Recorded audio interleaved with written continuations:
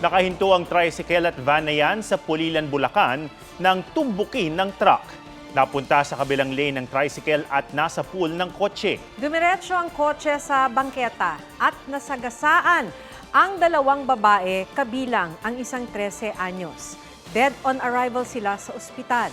Ayon sa mga magulang ng mga biktima, posibleng di sila magsampa ng kaso dahil tinulungan sila ng driver ng kotse. Hawak naman ng mga pulis ang truck driver na mahaharap sa kauklang kaso.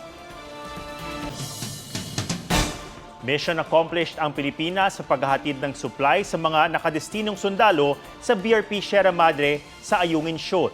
Pero hindi ito naging madali. Nag-radio challenge at hinarang ng mga barko ng China Coast Guard ang mga barko ng Pilipinas. May report si Joseph Morong. China has indisputable sovereignty over the Nanshan Islands, including Ren'ai Reef and its adjacent waters since ancient times. Ito ang radio challenge ng China sa BRP Cabra ng Philippine Coast Guard sa Sabina Shoal sa West Philippine Sea kahapon. Patungong Ayungin Shoal ang Coast Guard kasama ang resupply boat. Ang BRP Sindangan nakatanggap din ng babala na sinagot ng PCG. This is Philippine Coast Guard vessel BRP Sindangan MRRV 4407, conducting lawful routine maritime patrol within the Philippine Exclusive Economic Zone. In accordance with international and Philippine national laws, we are proceeding according to our planned route. In the spirit of humanism, we only permit your ship carrying food and other necessary living materials and rotating personnel without construction materials to the illegally grounded vessel. Over. You are within Philippine Exclusive Economic Zone. Your action will affect Philippine-China relations and will be reported to concerned authorities. Over. Matatagpuan ang Sabina Shoal 248 kilometers mula Palawan. Pasok ito sa ating Exclusive Economic Zone. Government vessels are not allowed to enter. To avoid miscalculations, leave and keep far off. Otherwise, you bear full responsibility for all the consequences. You are requested to stay clear from our passage in accordance with the collision regulations. Over. Hinarangan pa rin ng China ang ating mga barko at sa isang punto huminto pa sa harapan ng PCG ship.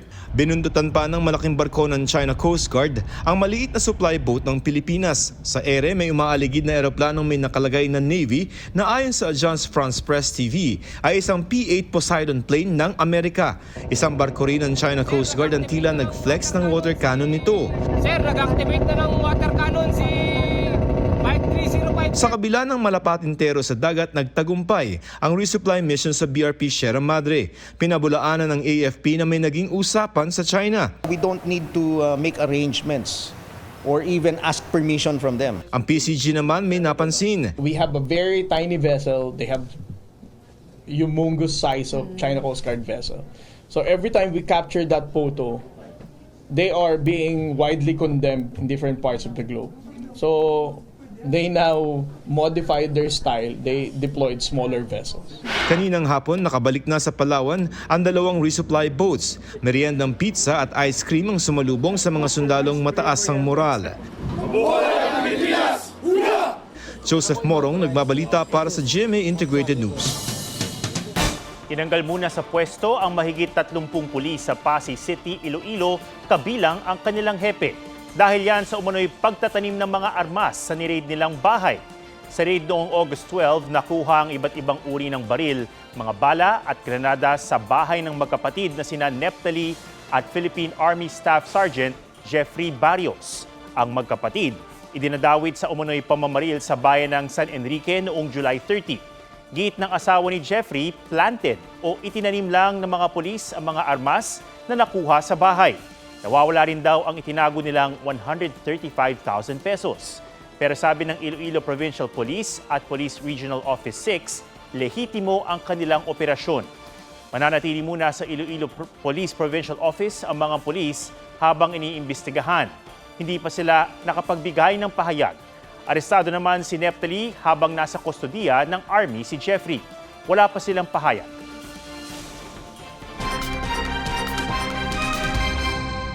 Isa sa mga lantarang ng hold-up sa isang samgyupsalan sa Imus, Cavite, naaresto na ng mga pulis. Yan at iba pa sa spot report ni John Consulta. Nagpanggap na vlogger ang mga pulis na yan sa fishball stand na ito. Ang target nila, ang mismong nagtitinda.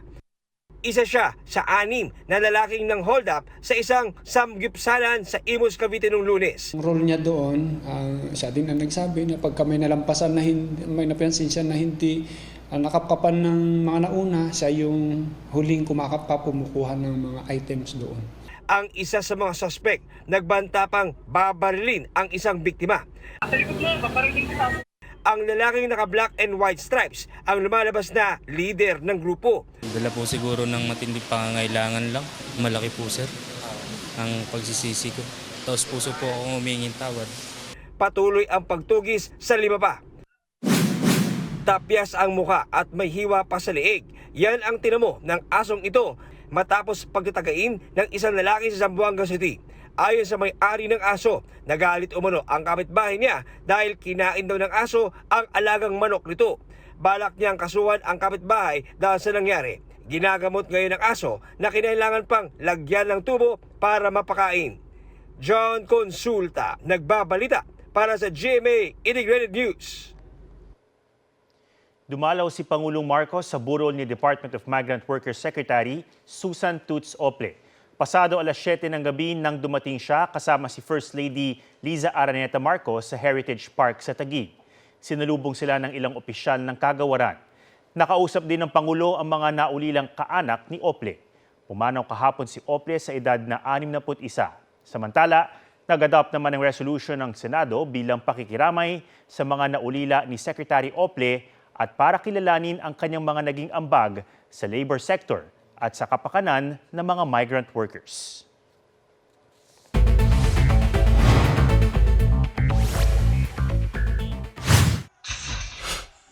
Liga ng basketball sa Davao City na uwi sa gulo. Nag-free throw pa ang player ng lamang na kupunan nang pumasok sa court ang lalaking ito na taga-suporta ng dehadong kupunan. Sinugod ang may hawak ng bola hanggang sa nagkagulo na. Ang mitya nito, Kantyawan. Kilala na ng pulisya ang pasimuno ng gulo. Ang manlalarong napuruhan magsasampa ng kaso. Drag queen na Pura Luca Vega idineklara na ring persona non grata sa Bohol.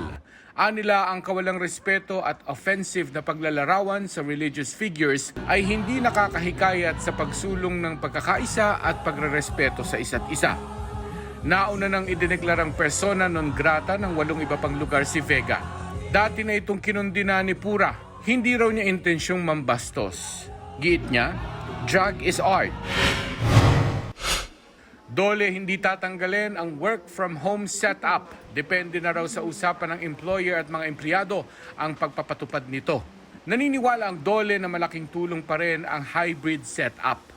Bago pa magka-pandemic, may Telecommuting Act na raw para sa remote working arrangement. Mark Salazar, nagbabalita para sa GMA Integrated News. Babalik ng Pilipinas si Bam Bam ng K-pop group na GOT7 para sa kanyang first ever world tour. Mabuhay! It's your boy Bam Bam again. I'll see you soon. Gaganapin sa September 22 ang Area 52 concert ng Thai K-pop idol. Inabangan naman ng Philo Agase kung kakantahin niya ang ilan sa songs ng first full solo album niyang Sour and Sweet na ni-release last March. For the first time, magkakaroon ng fan concert ang award-winning Korean singer at actress na si IU. Tinawag itong I+ Universe kung saan bibigyan ng fans ng time na makipag-usap kay IU. Gaganapin yan sa Seoul, South Korea next month. India lands on the moon. Gumawa ng kasaysayan ng India sa paglanding ng spacecraft nito sa buwan. आप अपनी स्क्रीन पे देख सकते हैं कि हम lander module Nakarating sa buwan ng Chandrayaan-3 ng India na kauna-unahang bansang nakapagpalapag ng spacecraft sa South Pole ng buwan. Milestone ito dahil ayon sa mga eksperto, unexplored ang South Pole at mahirap magpalapag ng spacecraft doon dahil sa rough terrain nito. I-explore ng India kung may water ice doon na posibleng magamit para magkaroon ng fuel, oxygen at inuming tubig para sa future lunar missions at sa pagtatayo ng lunar colony. Pang-apat na ang India sa mga bansang nakarating sa buwan, kasunod ng US, Russia at China. Tara! G! Sa mga naghahanap ng lakad para sa darating na weekend at kung trip niyong subukan ng stargazing, sagot kayo ng ilang campsite sa Tanay Rizal. G tayo riyan, kasama si Von Aquino.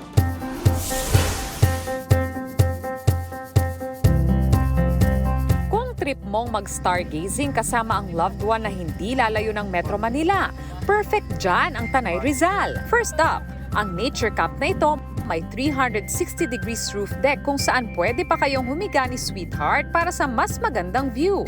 Usually yung mga guests namin dito, mga couples who want to celebrate their anniversaries and mga special occasions nila. Usually sa bubong ko lang siya ginagawa. Actually first time namin, hindi namin expect na meron pala siyang ganitong accommodation na pwede ka mag-stargazing. Kung day tour naman, pwedeng mag-picture taking sa Instagrammable displays, view deck at rainbow stairs. Para sulit, pwedeng mag-overnight sa Twin Ifugao houses at cabanas. Isama na ang gusto mong kalambingan sa Lambingan Hills. Pagdating sa tuktok, mag-picture taking sa napakagandang view ng kabundukan at Laguna de Bay. Ang campsite na ito sa Tanay Rizal ay pinangalanan na Lambingan Hills dahil daw sa mga lovers na madalas pumasyal dito. Hindi lang magagandang tanawin ng tampok dito, kundi pati na rin ang stargazing. Breathtaking din ang sunset view. At pagkagat ng dilim, pwede nang mag-stargazing. Kanina medyo madilim, medyo maambon. But now, ayun, may nakikita na po ako. Maganda yung mismong place niya. Sobrang peaceful and calming po. Von Aquino nagbabalita para sa GMA Integrated News. Better, stronger, and tighter daw ngayon bilang mag-asawa sina Heart Evangelista at Senator Cheese Escudero. Ang pagbabahagi ni Heart sa kanilang pinagdaanan kamakailan sa report ni Katati Bayan. I feel like I'm in a calmer place. I feel like everything is clean. I feel like everything has been wiped clean, everything is fresh. Ibinahagi ni Heart Evangelista sa kanyang vlog ang mga pinagdaanan nila recently ni Senator Cheese Escudero. Better, stronger, and tighter daw sila ngayon as a couple. I think I got married to like a King Solomon, full of wisdom. I don't think I would ever meet anybody like Cheese. At ang kanyang number one prayer, take everything away, just don't take my family away. Give them good health, protect them. I love the bagels, I love the jacket, but you can take it all away. Just don't harm my family. Speaking of family, ikinagulat daw ni Casey Concepcion ang reunion concert ng kanyang mga magulang na sina Sharon Cuneta at Gabby Concepcion na magaganap sa Oktubre. It's something I've always hoped. Hindi yung concert ha, yung makita lang silang dalawa na masaya. Pagdating naman sa kanyang love life, ipapakilala na ba ni Casey sa publiko ang kanyang non-showbiz Phil Swiss boyfriend? Sumalang naman sa Fast Talk with Boy Abunda ang action star na si Jerry Craval. Sinabi niyang nagkausap sila ng boyfriend ng anak niyang si AJ na si Alger Abrenica. Una, yung anak ko, bata pa yan. Pangalawa, yung biyenan mo, kaibigan ko. So, Biyenan, ibig sabihin si? Yeah. Si Binoy? Yeah. Sabi ko, ayos mo muna yung sarili mo, iyo. Pangatlo, sabi ko sa kanya, ang anak ko gusto ko, pakasalan mo. Katati Bayan nagbabalita para sa GMA Integrated News. Ilang araw bago ang Burr Months, Christmas is in the air sa Angeles City, Pampanga. Pinailawan na ang makukulay na Christmas lantern sa kahabaan ng Abacan Bridge. Kaya mga motorista ramdam ang Christmas spirit habang dumaraan sa tulay. Ang mga nagagandahang parol ay tinatawag na ningning. Kahalintulad nito ang lubenas o mga traditional lantern na ipinuprosesyon sa Angeles City tuwing Kapaskuhan. Yan po ang State of the Nation. Ako si Atom Araulio. para sa mas malaking misyon. Para sa mas malawak na paglilingkod sa bayan. Ako si Maki Pulido, mula sa GMA Integrated News. Ang News Authority ng Pilipino.